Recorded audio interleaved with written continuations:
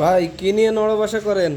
ভাই একটা এই যে ইএলসিবি নিয়ে নাড়াচাড়া করছি। এটা ইএলসিবি আবার হচ্ছে আরসিবিও, অর্থাৎ residual current breaker with over current protection. এটা একটা গ্রাউন্ড ফল প্রোটেকশন, ঠিক আছে। এই ব্রেকারটা নিয়ে আসলে একটু দেখতেছিলাম আর কি। এটা বাসাবাড়ির জন্য খুবই উপযুক্ত একটা ব্রেকার।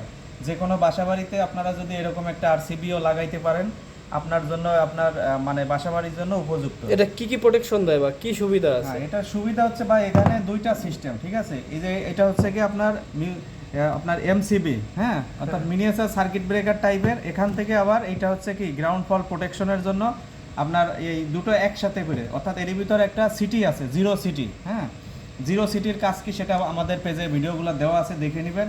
এখানে যে সিন্ট কোম্পানির একটা NXBLE, এটা কোম্পানির একটা মডেল, ঠিক আছে। সিন্ট কোম্পানির একটা মডেল, এই মডেল নাম্বারটা দেখা যাচ্ছে এটা, এবং C63। হ্যাঁ, এটার অর্থ কি? এটা হচ্ছে সি টাইপের ব্রেকার, কার্ভ। হ্যাঁ, সি হচ্ছে একটা কার্ভ। যেমন আমাদের ব্রেকারের বেশ কিছু স্টপ করে এরকমের বেশ কিছু 5টা সিরিজ আছে, A category, B category, C category, হ্যাঁ, ডি ক্যাটাগরি, এরকম কিছু ব্রেকারের সিরিজ আছে, কার্ভ আছে। তো এটা হচ্ছে সি ক্যাটাগরি। এটা আপনার সাধারণত লাইটিং, বাসাবাড়ি বা বিভিন্ন ধরনের ইন্ডাকশন মোটরের ক্ষেত্রে এই ব্রেকারগুলো আপনারা ব্যবহার করতে পারেন। এখানে 3 ফেজ কানেকশন দিবেন এবং একটা নিউট্রাল দিবেন। এখানে এই 3 ফেজটা বের হবে এবং একটা নিউট্রাল বের হইয়া এখান থেকে শর্ট জাম্পারের মাধ্যমে এই উপরে কানেকশন হয়েছে, এবং আউটপুটটা এখান থেকে আপনি আপনার লোড সাইডে আউটপুট দিবেন। এটা ইন এবং এটা আউটসাইড। আপনি মোটরে দেন, বাসাবাড়ি 3 ফেজ যে আবাসিক যে লাইনগুলো আছে সেখানেও দিতে পারবেন।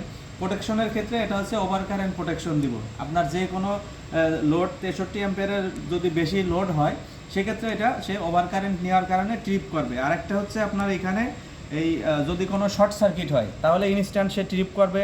আবার হচ্ছে আপনার যে কোনো ফল্ট হলে, হ্যাঁ, সে ধরেন আপনার গ্রাউন্ড ফল হলো, একটা ফেজের সাথে যে কোনো লিকেজ হইয়া, ইনসুলেশন ড্যামেজ হইয়া আপনার এখানে ফল্ট হয়েছে, এটাকে ফল্ট কারেন্ট বলে। এরকম ফল্ট কারেন্ট হলেও আপনাকে একটা গ্রাউন্ড প্রোটেকশন দিব। বাসাবাড়িতে মানুষ যদি এই ব্রেকারে হাত পড়ে, অর্থাৎ একটা মানুষের 30 মিলি অ্যাম্পিয়ার পর্যন্ত একটা কারেন্ট সহনশীল, হ্যাঁ, এর বেশি দিলে একটা মানুষ শর্ট খায় যেটা বলে।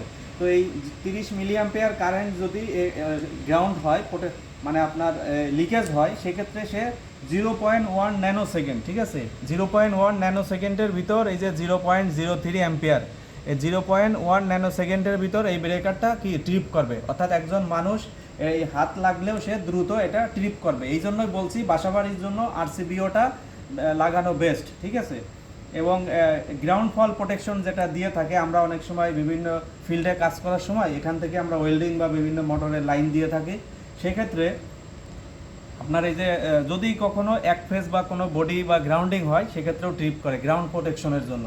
তো এই ব্রেকারগুলো খুবই একটা মূল্যবান, একটা হেভি ডিউটি পালন করে থাকে।